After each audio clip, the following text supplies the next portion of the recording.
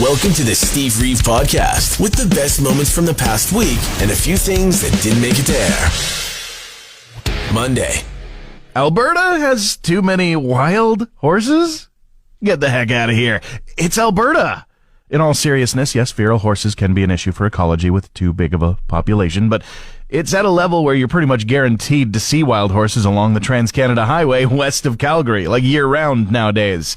However, the number doesn't seem too high to me, and I'm an expert in it for sure. Survey says, feels like it's like Family Feud. No, but a survey from the government does say that more than 2,000 are in the equine management zones. Independent groups say that the number is high, but lower than the government estimates. We can try to stay on top of it, sure, but you know what they say about wild horses. There are songs about it, songs that we play. I say just use it. You know, it could be a tourism boon. Land of oil, land of the big sky, land of the world's largest T-Rex statue, not to mention sausages, pierogies, Cheetos, and more. And how about land of 10,000 horses? Move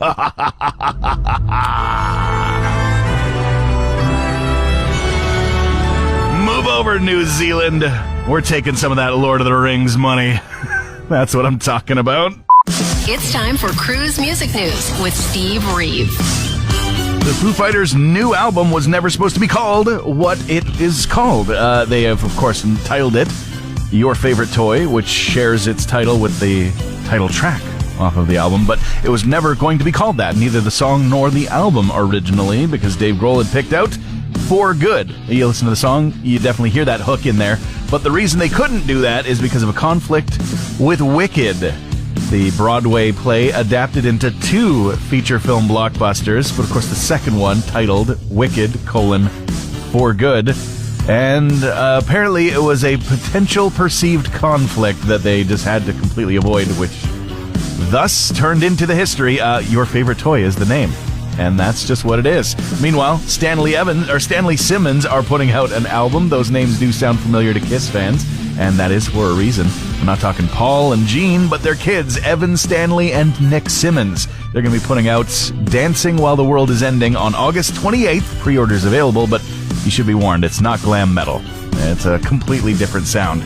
And some positive news shared with some negative story from Jason Newsted, who was a bassist for Metallica. He joined after the late bassist Cliff Burton was no longer available, and he played with them for a good 15 years before leaving in the early 2000s, but he says that he is now free and clear after surgery for throat cancer. He was battling it for about a year and says that now surgery and interventions have worked, and that's fantastic news.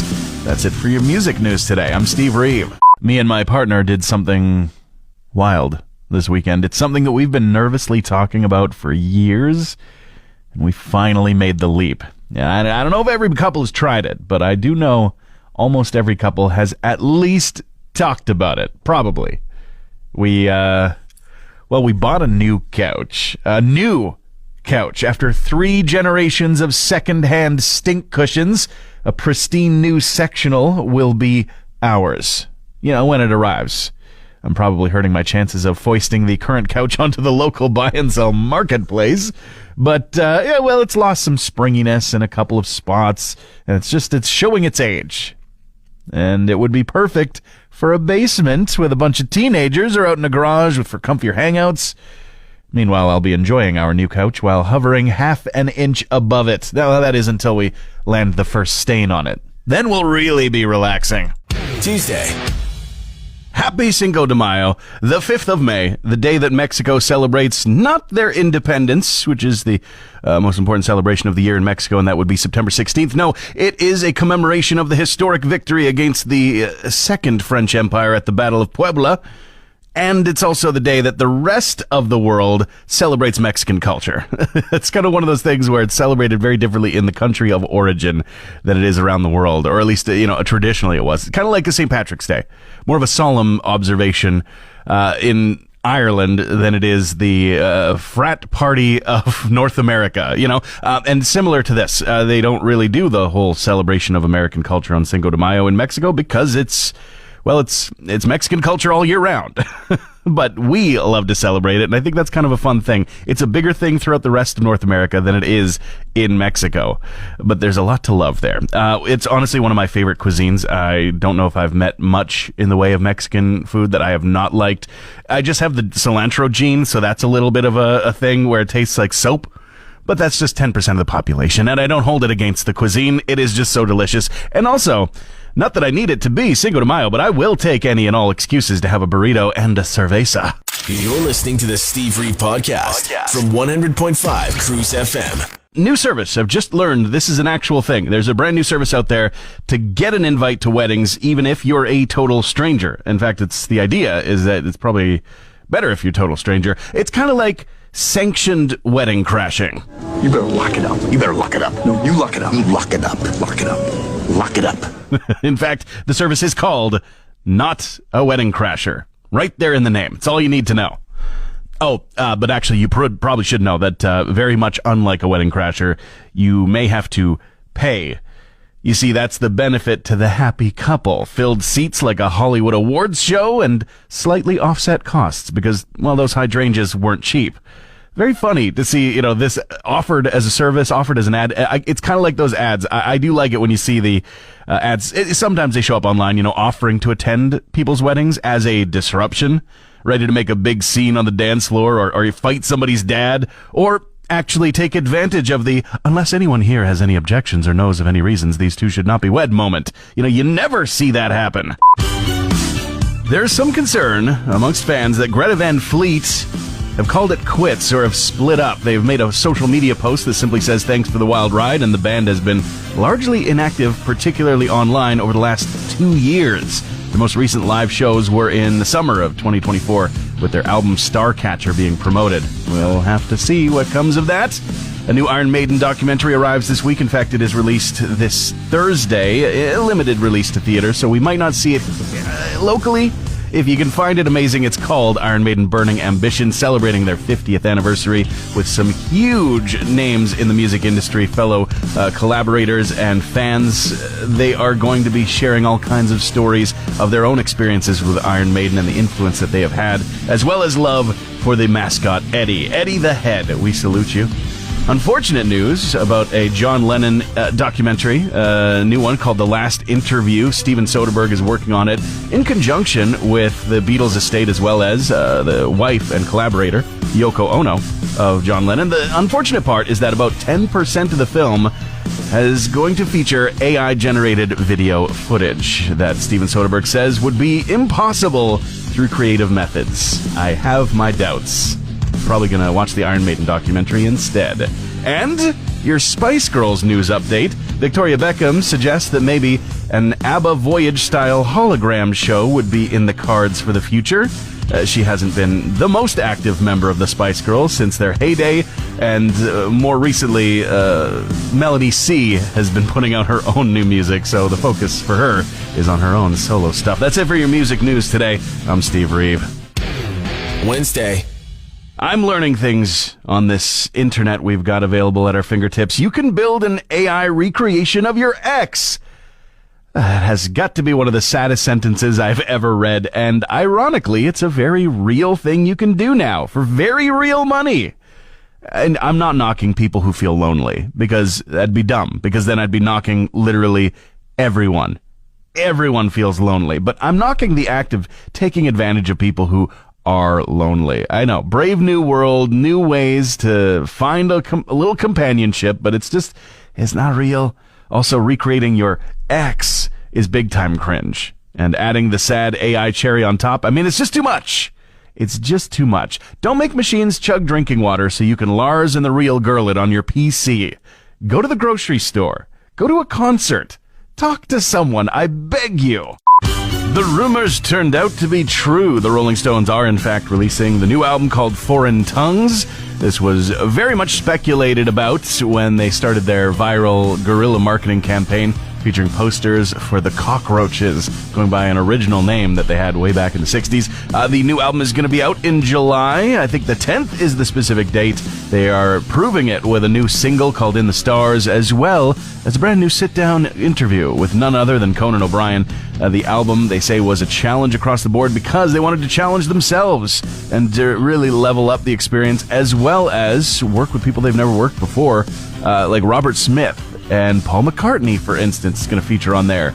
He's also got his own new album coming out and has actually confirmed a song that is titled Home to Us will be the first ever duet between him and Ringo Starr. And he says it was very much written with Ringo in mind. It also features Chrissie Hynde of Pretenders fame and more working on it. The Boys of Dungeon Lane is the album that's out May 29th, a little sooner than the Rolling Stones one. Of course, pre-orders available for both.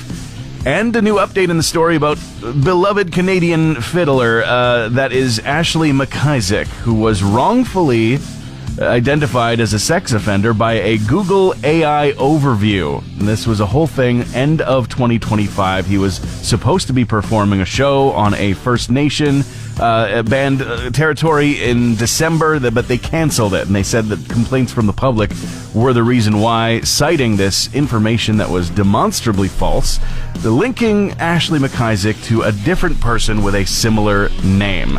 And they have added, of course, the First Nation that originally booked him.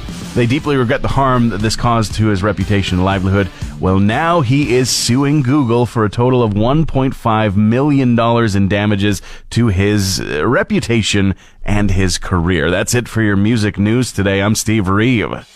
Thursday. After appearing and endearing in the Super Mario Galaxy movie, Star Fox just got his own dedicated announcement showcase from Nintendo. And what they were announcing? Well, I mean, you guessed it, a new Star Fox game. And as someone who grew up on the Super Nintendo, I put a lot of hours into that first Star Fox game as a kid, back when the space fighter pilot animal teammates of yours didn't speak English, but spoke weird gibberish lines like this.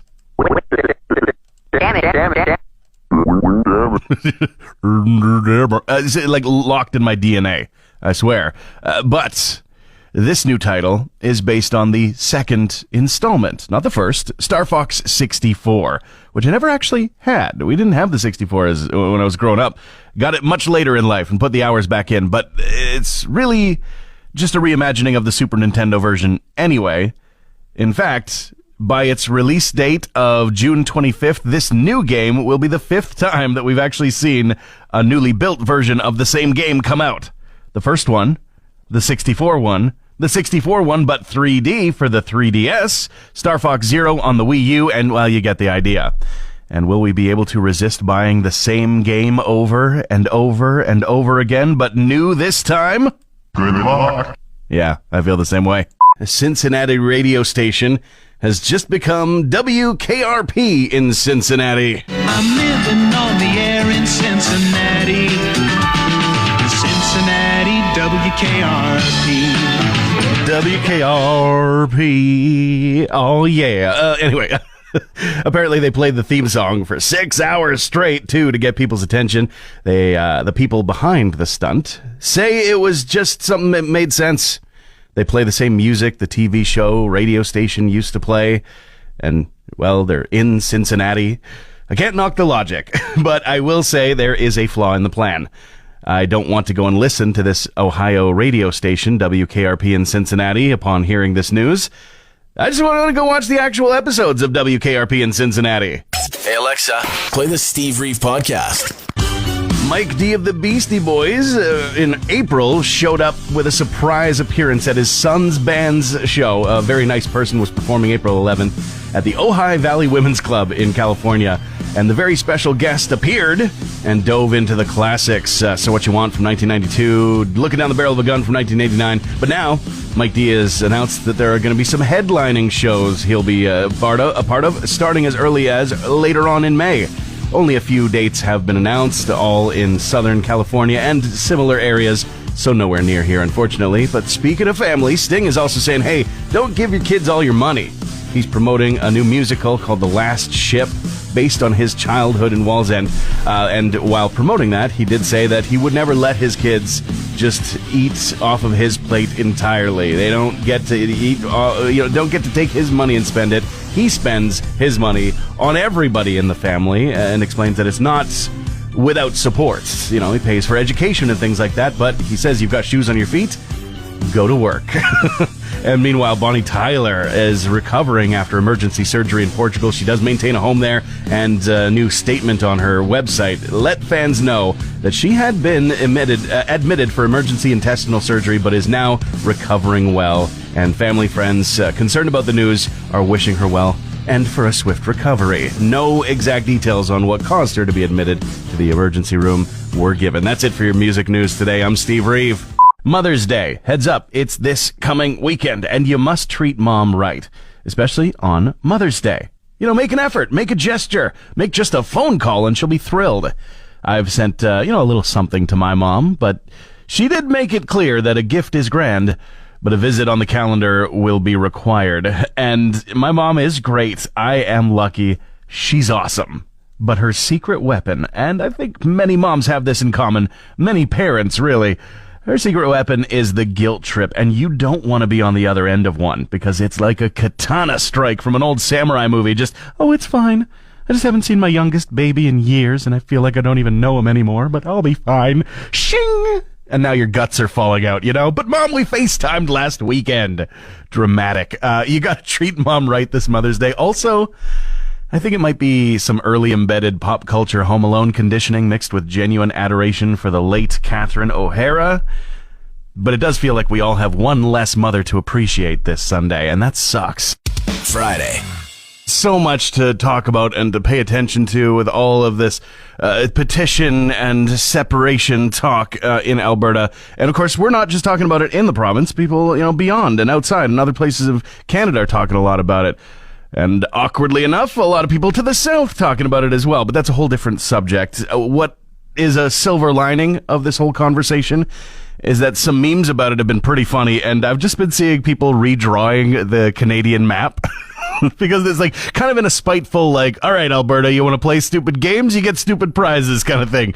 I thought that I saw the funniest one the other day, which was that Alberta was kind of split, kind of absorbed between the other two neighboring provinces. So then you wind up with bigger British Columbia and Saskatchewan wider, which I thought was hilarious. I thought that was the pinnacle. I was laughing about it. But then this morning, I saw one that's even better. You actually just put all the middle provinces together, and you form what would only be known as MEGATOBA. There's something about that makes me laugh, that tickles me in just such a funny way. There's BC, MEGATOBA, Ontario. It's just priceless to me, and that is way too big of a province. A new video game with an indie feel called Mixtape is getting great reviews. People are falling in love with it. And why is it in music news? Well, it was created based on the films of John Hughes, really inspiration of that period of life, coming of age time, and of course an incredible soundtrack. They've got The Cure, Smashing Pumpkins, Iggy Pop, and more. And some streamers on the internet have been a little bit upset about not being able to have a streamer mode with generic royalty-free music that won't get them in trouble. But the creators have said this game just doesn't exist without the actual songs in it, making me all the more curious to play. I guess that just released yesterday. I'll be spending some time this weekend on that one. Paul McCartney and Ringo Starr's first ever duet called Home to Us has arrived now. It also shares some other people on there, Charlene Spiteri and Chrissy Hines on backing vocals. This is coming off of Paul McCartney's upcoming album called The Boys of Dungeon Lane, which is out later in May on the 29th. And if you want to get a taste of it, listen to Home to Us starting as of today. Also, brand new single from Muse called Cryogen, and that is going to be off of their 10th studio album. The Wow is arriving in June. And if you want to grab that one, yes. Oh, you guessed it. Pre-orders are already available. That's it for your music news today. I'm Steve Reeve. I spotted something on the pavement just the other day, now that we actually can see pavement again. And, well, since today is the 100th birthday of beloved natural historian, conservationist, and documentary narrator David Attenborough, I thought I'd describe what I saw taking a page out of his book. The harsh, unfeeling frozen months here in the isolated north give way to sweet winds and warm rays of sunlight. Nature seems to begin anew with explosive activity. But from underneath the receded snow blanket emerged the remains of some that did not survive the cold winter. Pictured here, the disembodied electric plug from the block heater cord of an unknown automobile, its tarnished prongs bent from the very struggle that rended it from its mechanical body. A Canadian snow snake without its tail. A tale of every spring here in Fort McMurray. Transmission over. Want more Steve? New podcast episodes happen every Friday, or just tune into the Steve Reeve Show. Weekday mornings starting at 5:30 a.m. on 100.5 Cruz FM.